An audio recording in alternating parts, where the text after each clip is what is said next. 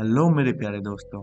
स्वागत है आपका एक बार फिर से मेरे YouTube चैनल पर, जहां आपको मिलती है भूतों की डरावनी और नई नई रोमांचक कहानियां।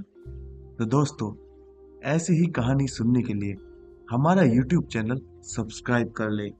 और हाँ, आपको सब्सक्राइब की बगल में एक बटन दिख रहा होगा बेल आइकन का, उसको भी प्रेस कर ले ताकि हमारी लेटेस्ट वीडियो आते ही आपको सबसे पहले पता चले। तो दोस्तों, आज की कहानी शुरू करते हैं। महाकुंभ। दोस्तों, आज की स्टोरी या कहानी थोड़ी अलग है, क्योंकि इंडिया के सबसे बड़े मेले महाकुंभ के बारे में है। रौनक त्रिपाठी, एक 19 साल का नौजवान, अपने माँ बाप और अपने बड़े भाई अमित के साथ अभी इसी साल हुए महाकुंभ मेले में गया था। महाकुंभ का मेला बहुत पवित्र माना जाता है और इसका अनुभव अस्तित्व को बदलने वाला माना जाता है। पर रौनक के लिए यह एक रिलीजियस ट्रिप से ज्यादा एक एडवेंचर था। उसने अपनी दादी से कई बार सुना था कि यहाँ देव और असुर दोनों के किस्से छुपे हुए हैं। महाकुंभ के समय संगम का पानी अपने अंदर एक अलग सी शक्ति समेट लेता है। रौनक अपने परिवार के साथ संगम के पानी में नहाने पहुंचा तो उसने देखा कि वहां हर तरफ लोग मंत्रों का उच्चारण कर रहे हैं और हवा में धूप की सुगंध है। स्नान करते वक्त रौनक ने एक अजीब सी गर्मी महसूस की, जैसे उसके आसपास का पानी उबल रहा हो। उसने बात अपने भाई अमित को बताई, लेकिन अमित ने हंसकर बोला, यह तेरी इमेजिनेशन है। रौनक, संगम का पानी पवित्र होता है। लेकिन रौनक का मन बेचैन होने लगा था। शाम के वक्त पूरे परिवार ने मेले में घूमने का प्लान बनाया। हर तरफ साधु और संतों की भीड़ थी। महाकुंभ के पूरे मेले में बड़ बस बड़े स्टॉल लगे हुए थे। तभी रौनक की नजर एक अलग से दिखने वाले साधु पर पड़ी, जो एक कोने में बैठा था।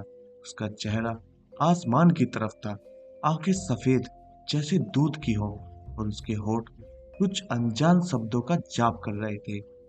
रौनक एकदम से उसकी तरफ खींचा चला गया।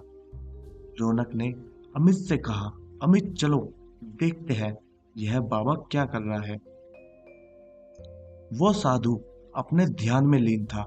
अमित ने रौनक को बोला कि उसे तंग करके उसकी भक्ति को भंग नहीं करना चाहिए, लेकिन रौनक ने अमित की नहीं सुनी। वह बाबा की तरफ चलने लगा। बाबा के पास पहुंचते ही उसने देखा कि वह बाबा अब भी अपने ध्यान में ही लीन थे। उसने उन्हें 2-3 बार आवाज लगाई, पर उन्होंने कोई जवाब नहीं दिया।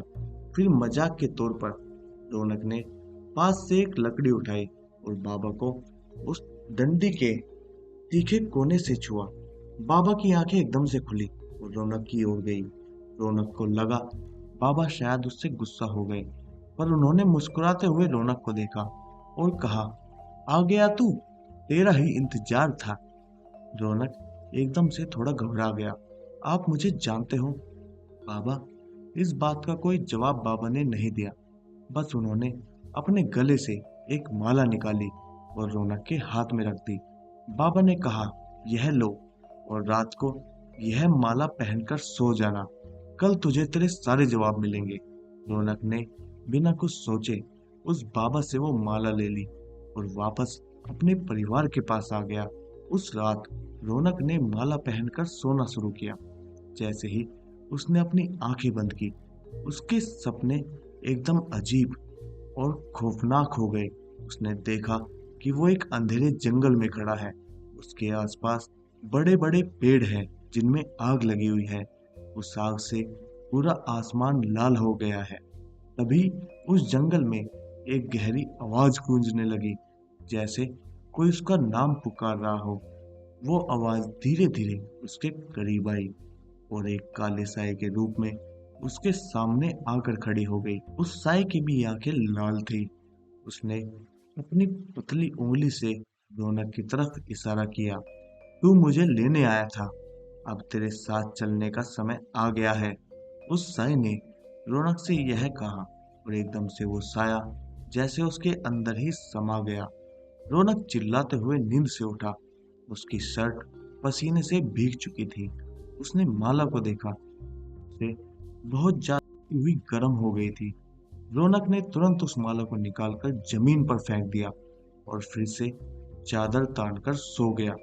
अगले कुछ दिनों में त्रिपाठी परिवार के साथ अजीब अजीब घटनाएं होने लगी। जैसे रौनक के पापा की कपड़ों की दुकान में शॉर्ट सर्किट होने की वजह से आग लग गई। उसके भाई अमित को जॉब से निकाल दिया गया। उसकी माँ की तबीयत अचानक ही बेहद खराब होने लगी। इसी बीच रौनक एक दिन अपनी अलमारी साफ कर रहा था। साफ करते वक्त उसके होश ही उड़ गए। अलमारी के अंदर से वही माला मिली। उसने अपनी मम्मी पापा से बात की तो उन्होंने बताया कि वह माला उन्होंने ही संभाल कर अलमारी में रखी थी। अब रौनक को यकीन हो गया कि जो कुछ भी हो रहा है वो शायद उस माला की वजह से ही हो रहा है। उसने इस बार उस माला को जाकर कचरे के डब्बे में फेंक दिया। अगले दिन रौनक अपने रूम में लैपटॉप पर कोई टीवी शो देख रहा था। तभी उसे ऐसा महसूस हुआ जैसे उसके ठीक पीछे कोई खड़ा हो। रौनक भी पीछे मुड़कर देखा पर वहां कोई नहीं था। लेकिन जैसे ही रौनक ने वापस मुड़कर देखा, उसके कमरे के एक कोने में वही लाल आंखों वाला काला साया खड़ा था जो रौनक के सपने में आया था। उसे देखकर रौनक इतना डर गया था कि उसकी आवाज ही नहीं निकल रही थी। वो काला साया धीरे धीरे रौनक के करीब आया और बोला, संगम, वापस आ जा। रौनक चिल्लाते हुए अपने भाई के रूम में भाग गया तो घबराते हुए अमित से बोला, अमित, वो साया वापस आ गया है और वो मुझे संगम बुला रहा है। अमित को रौनक की बात समझ नहीं आई। उसने उसे समझाया कि यह सब रौनक का वहम है और वो उसे कल सुबह मंदिर ले जाएगा, जिससे शायद उसका डर दूर हो जाएगा। पर रौनक उस रात सहम गया था। अगले दिन सुबह वह बिना किसी को बताए बस में बैठकर इलाहाबाद के लिए निकल गया। बस रात को चाय पीने के लिए रुकी। चाय पीकर जैसे ही रौनक ने वॉलेट निकालने के लिए अपना बैग खोला, उसकी रूह कांप गई। रौनक के बैग में वही माला पड़ी हुई थी।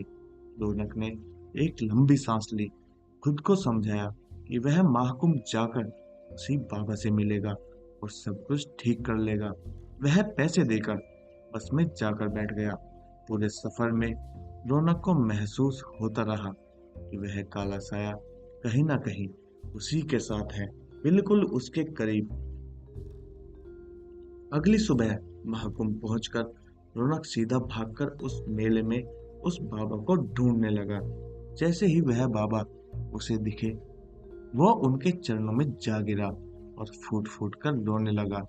उस बाबा ने गुस्से में उससे कहा, मूर्ख, अब क्यों आया है मेरे पास?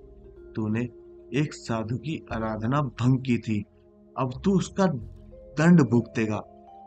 रौनक के आंसू रुक ही नहीं रहे थे। वह अपनी गलती समझ गया था। उसने उस साधु से रो रो कर माफी मांगी। कुछ समय बाद उस साधु को रौनक पर दया आ गई। उसने रौनक से माला वापस लेकर अपने गले में डाल ली। अचानक ही रौनक को माला के जाने के बाद बहुत हल्का सा महसूस होने लगा।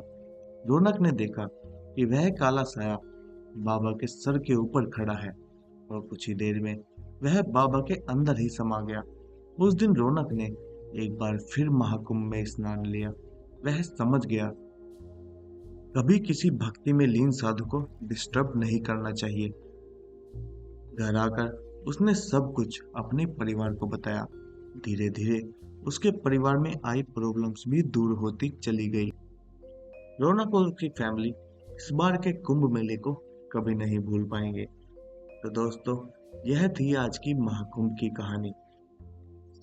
मेरे प्यारे दोस्तों, मेरे प्यारे भोलेनाथ का नाम लेते हुए मेरे चैनल को सब्सक्राइब कर लीजिए और आप मुझे सपोर्ट कीजिए ताकि मैं भी आप सबको अपनी कहानी सुना सकूं। धन्यवाद दोस्तों।